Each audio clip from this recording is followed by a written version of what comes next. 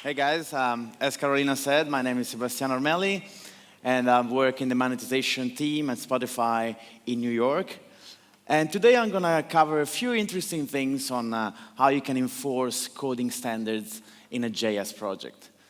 So I'm going to start off looking at the meaning of the two keywords here, which are enforcing and standards. So the verb to enforce, if you look at the dictionary, to enforce means to put or keep in force, to compel obedience to. So an example, if traffic laws will be strictly enforced. So usually the connotation you give to this word is kind of negative, right? You think about enforcing like stopping creativity, blocking you, putting you kind of in jail. But I'm trying to convince you in this talk that in some cases, enforcing comes for a good reason. So enforcing, you can enforce something to enable creativity and to enable to focus your team on the right thing. And the thing that we are trying to enforce here are standards. Standard is a noun that means a rule or principle that is used as a basis for judgment. So it's pretty much like a rule or something that is defined by a community of people. So how does this apply to code, to JS code? So let's have a look at some cases where we don't have standards. So if you look at this code, clearly, I mean, it works fine. There are no errors, but there is no style here, like no conventions. It's like if there is a new developer coming along, you know, it won't know how to write JS code in this code base. If you just commit your code using like random coding messages, like, you know, it will work, trust me, you don't know like what's going on behind this commit. If you create like random names for your files and you put everything under like one root folder, you pretty much like, it's fairly confusing, you don't know the meaning of the different files. I'm being very extreme here. I guess no one does this. But the concept is that if you don't have standards in a project, you'll end up with absolute chaos. And it's not like vodka. So what we're trying to get here is that we are trying to avoid this chaos, and we are enforcing through enforcing standards. And the key concept here is automation. So we are trying to say that if you enforce standards, you should be able to automate through tools a few things. And the rules that you decide, they need to be defined by your team. So there are no dictators. There shouldn't be any dictators in a code base or in a project. The team should come to a consensus. So consensus means come to an agreement. So maybe different developers have different opinions. They prefer different things, different coding style. But the main thing for a project is having agreement and people just being okay with a few rules. And that's really important because, you know, when people come along, they know the direction of the project. As an example here, I'm going through a few tools and principles that we use in our ad library at Spotify. I'm working on this library with a bunch of people at the moment. It's a JS project that is used to render ads on Spotify, on the desktop client, and on the web player. So yeah, there is a web player at Spotify if you go to play.spotify.com. And the type of ads that we are able to render through this library are like banner, like this giant banner here, or like audio ads or video ads. So the summary of the things that we're going to see are something related to IDEs, editor config, quality and style tools, Git Commit Standards, build tools, transpiler, complexity tools,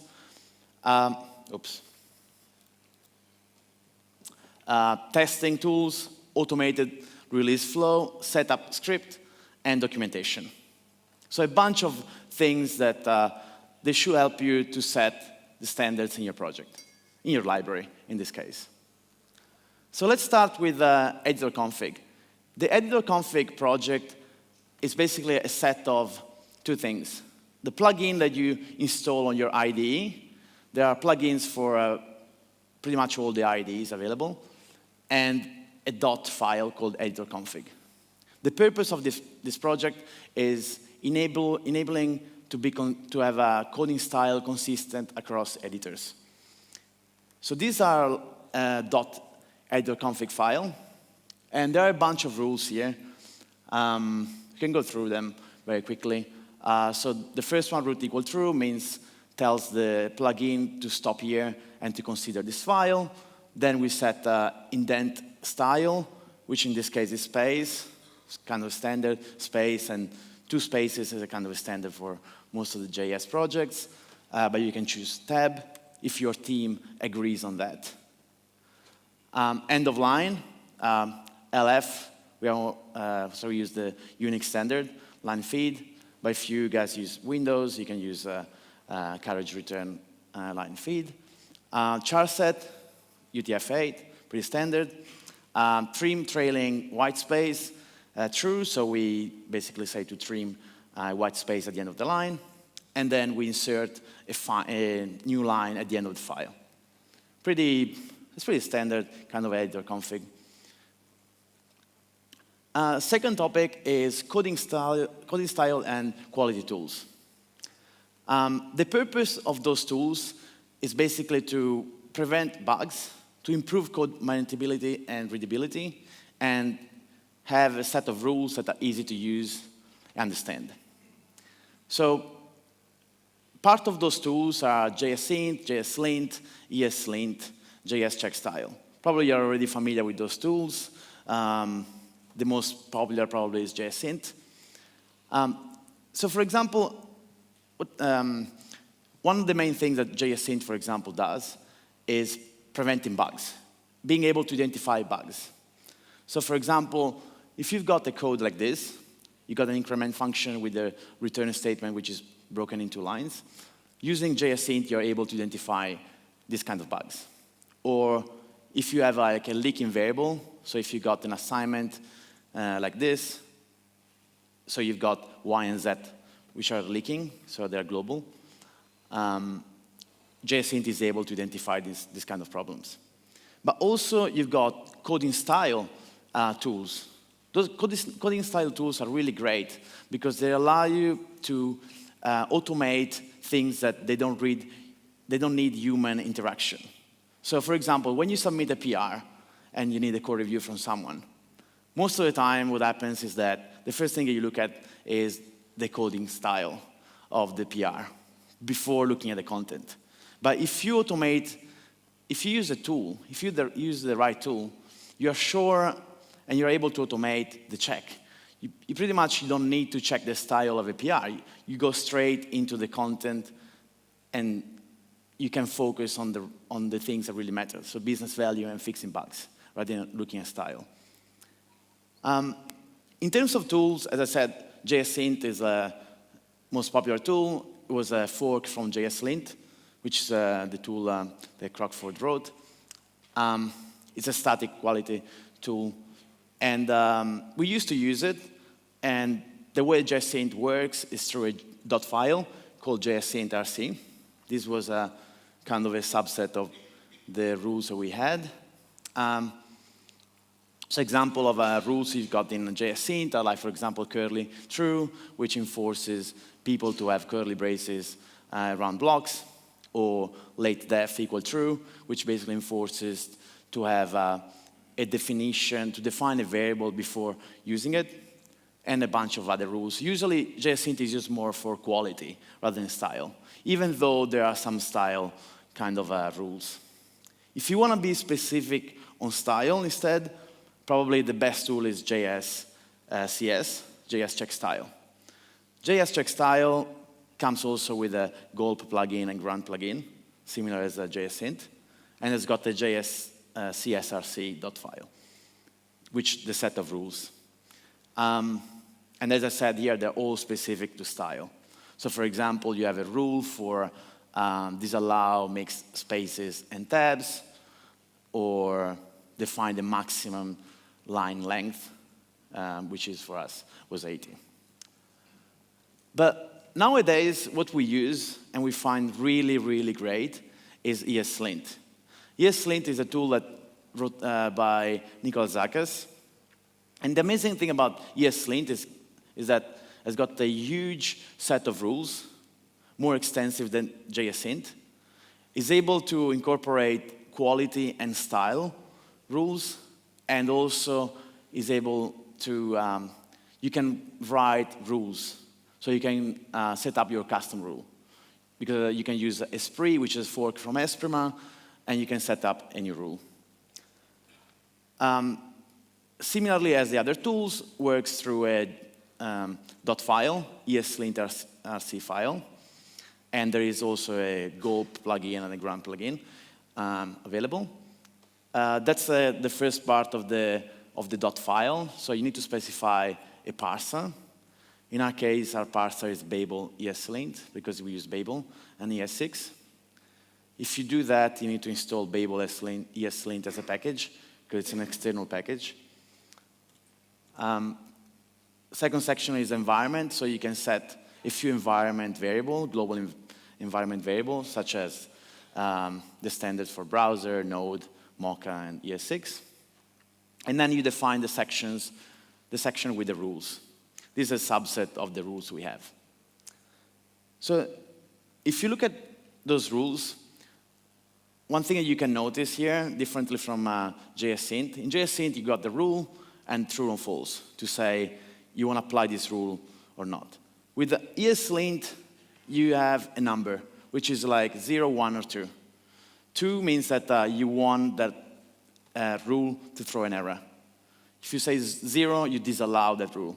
If you say 1, you will throw a warning.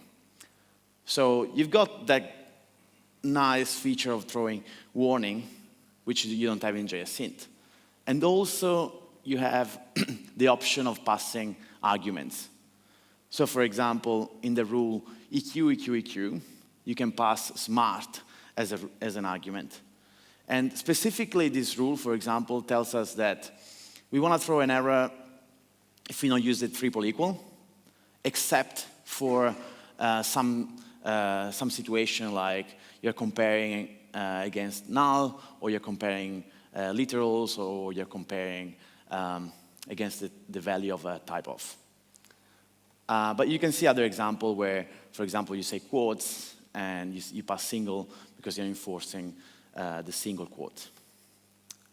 For example, another rule is no unused vars, which is, so the number is 2, so we want us to throw an error if we don't respect this rule. And also we pass args none as an argument. So that means that we'll throw an error if there are unused variables, aside from the variables that come from an argument of a function. So for example, here we've got test1 function, which defines the variables C and D, so they are unused, so we'll throw an error. Instead, the second function, test2, we've got C, which is unused, but is part of, is one of the arguments, one of the parameters of this function, so it won't throw an error. So it's really, as you can see, it's really powerful tool to set quality and style. And as I said, the other nice thing is that you got quality and style. So all the things you can get with JSCS, you can get also with ES6. So for example, those are rules specifically for style. You can say enforcing the quotes to be single, indentation to be 2, no trading spaces, and no mixed spaces and tabs, for example. And other thing is that you can also set custom rules. So let's say we are creating a rule that disallow the use of the object constructor. It's already existing. This from the code of ES6, which is called no new object. This is the code that is able to make this rule. So it's using Esprima So you will pass a context, which is an object that you can use to throw errors, and also from the context you can get the arguments that you pass into a rule, and also you can deal with the node, which is the AST node.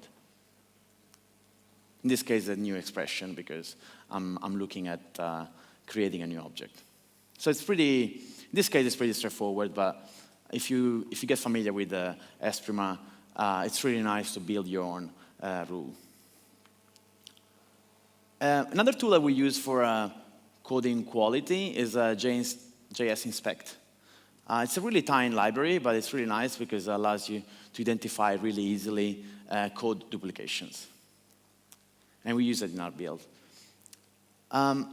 Third thing is Git Commit Standards.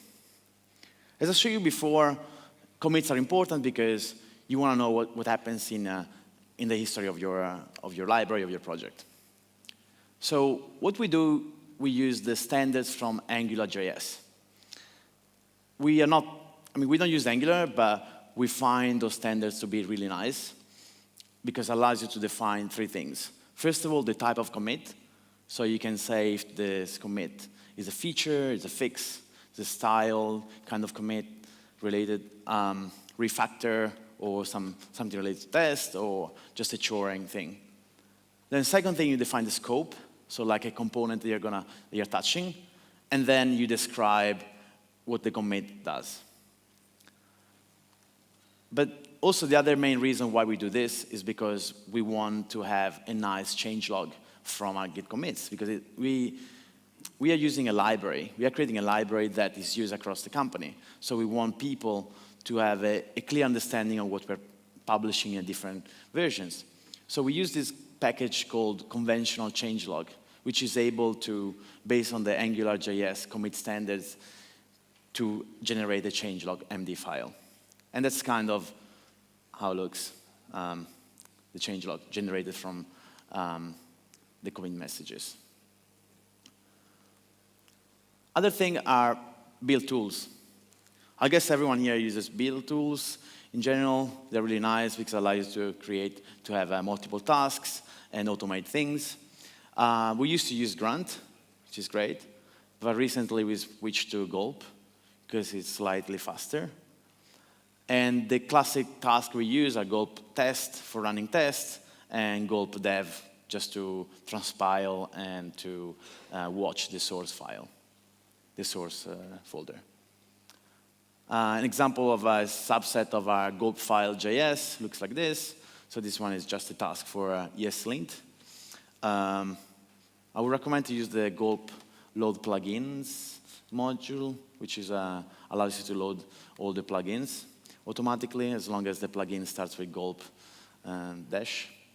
But it's kind of pretty standard, but really nice to, like being able to identify one build tool that works for your team. And ES6, I'm a big fan of ES6. In general, we use it in our source code, so we can use all the nice features such as using fat arrow functions, let and const, classes, map, set, collections, but since we are the only kind of library and project using ES6 at Spotify, we use Babel to transpile ES6 code into ES5. So we basically write our code in the source folder, and then we run a task, gulp ES6, which transpiles the code into ES5, into the dist folder. And then we publish into our private registry the dist folder. So other packages, they basically read from the dist folder, from the ES5 version. But for us, it's really nice to start writing the code that is future-proof, so using all the nice features from ES6. Of course, we can't use all of them. We can't use weak maps and proxy because they can be transpiled. Another nice tool we use is Plato for complexity. So Plato allows us to identify a few values around the maintainability of your code. We run this task on the Jenkins build for each commit, and Plato generates a really nice report, HTML report, So for each commit, we know exactly the complexity of our code, and we can keep the history of it. So we can notice if our code goes up or down. One thing we haven't figured out is how we can put thresholds on this. So for example, if the build will break if, for example, the complexity of your code goes over like a certain level. The maintainability of your code goes over a certain level. Testing, of course, because everyone writes tests here. But we use Quick Start to compile our JS code. Quick Start is a Spotify. We open source this tool. It's like kind of a browserify tool.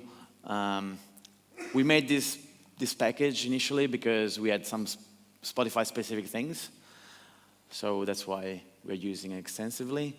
And we use Mocha as a test framework and Karma as a test runner for unit and integration tests.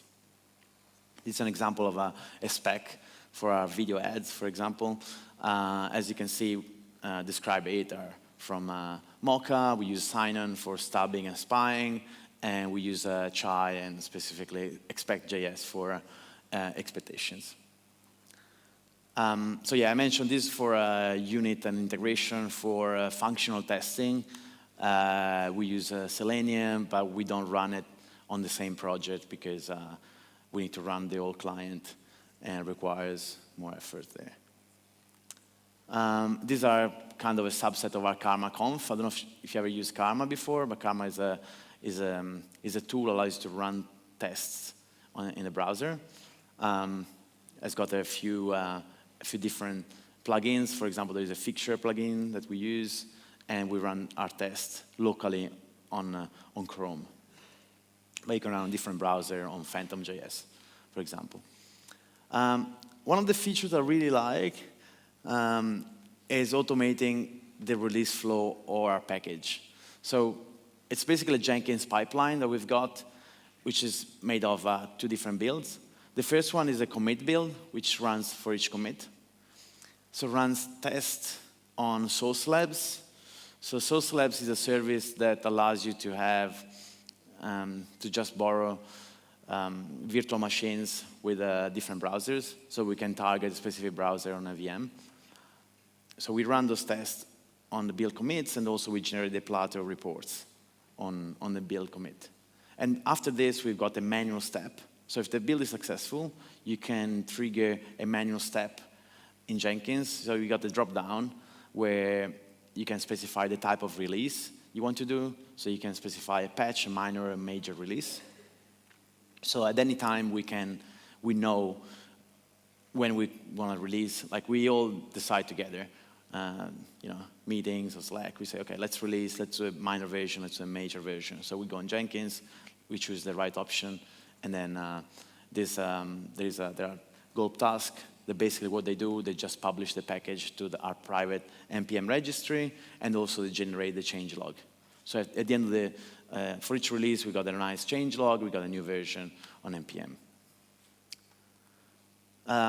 Another kind of a nice thing is having a setup script, which is just a small script that each new developer will run as soon as starts the project. So we'll help the developer running tests, setting up, packages, and installing Git hooks. So for example, a pre-commit hook or a post-merge hook. I would really recommend it to have it in your project. It's just something very easy for everyone to have. And another main focus is documentation. So we really stress the README file. One thing I do when there is a new starter in my team is that I basically give him like the README file and contributing MD. And if he's able to, as a test, he should be able to start committing in our code base without asking us anything. If we do this, means that we are at a good point on our documentation. If we are not able to do this, means that we are not. So the README file is basically for us just a way of explaining, what our project does, different ad formats that we serve. And the contributing instead is more about the set of tools and standards. So pretty much what I've been going through just now. Also, we got a doc folder, which contains a few kind of a style guide around the way we use the ES6. So we basically use the Airbnb kind of style guide for ES6. So for example, we got an MD file saying avoid using var and use let and const, and we explain the different kind of examples or way to use let and const. So again, for new starters or for people that they want to collaborate to a project, but they don't know much about ES6. And also, really tiny thing is we like keeping a mail map.file, which is just comes from a Git short log. So you can summarize the authors of your project, plus there's a bit of normalization around the emails that you use. Because, for example, people commit work at home or work, so sometimes there are different emails set for the Git account. Anyway, so these are a set of tools and kind of standards that we use. And my main point here is that I'm not saying that those are the tools that all the community or you guys should use. The main point here is that I think that if you have standards in your code, you can really focus your energy and the energy of your team on business value without worrying about small and tiny things. Plus, setting a direction, it's nice for the whole team. And the other main thing, having a consensus from the whole team. So everyone needs to agree on a rule. So for example, if there is a new team member, it's really important that his opinion, it gets the consensus for those standards as well. And yeah, so I published my slides on Speaker Deck, and that's all for me. Thanks.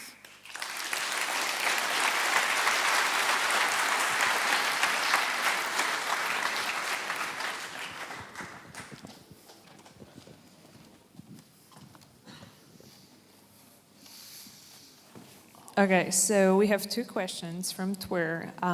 First one being, how do you introduce new style rules? Do you change old code immediately that does not apply?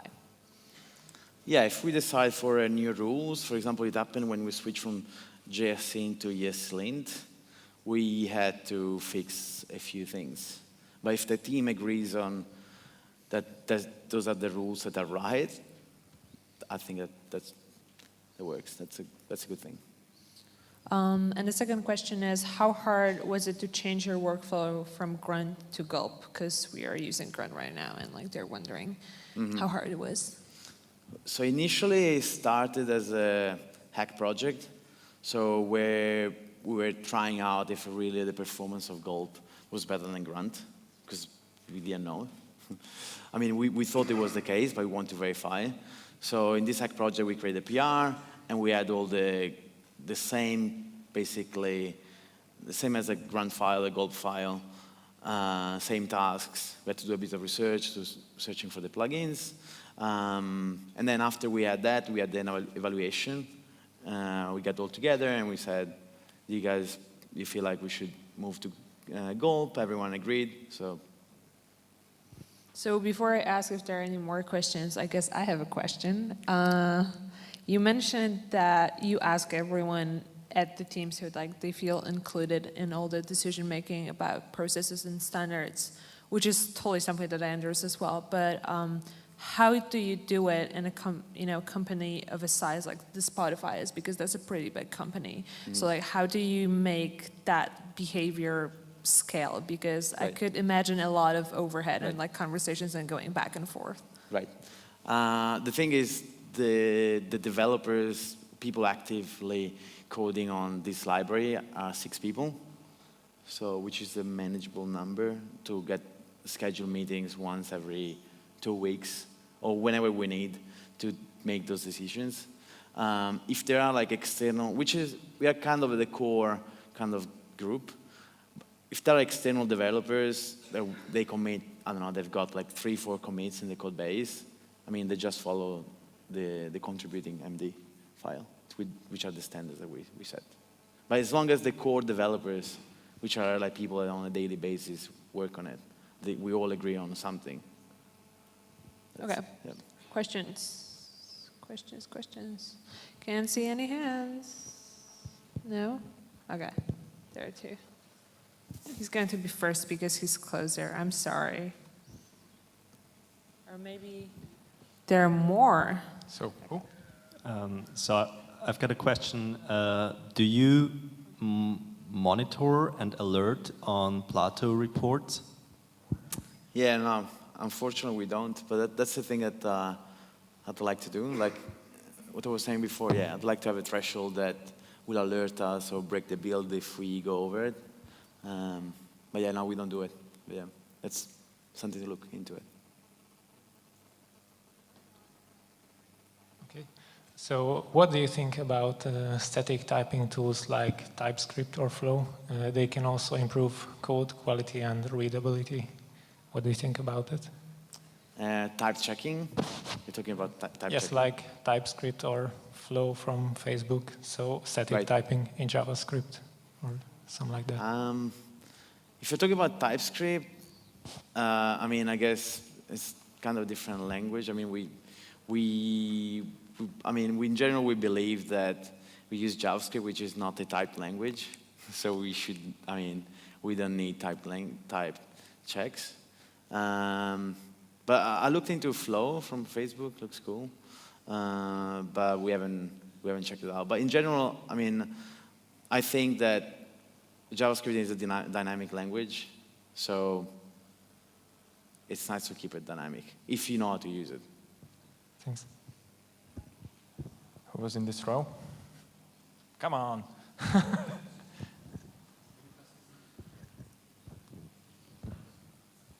Just please don't be throwing the mic because we don't want any casualties. So first of all, nice presentation. Setting up a build process like this obviously takes some time, but do you have any idea or measurements on how long it took you to save that time due to better processes? Again, I would recommend to use, I don't know if your company allows you to do like hack days.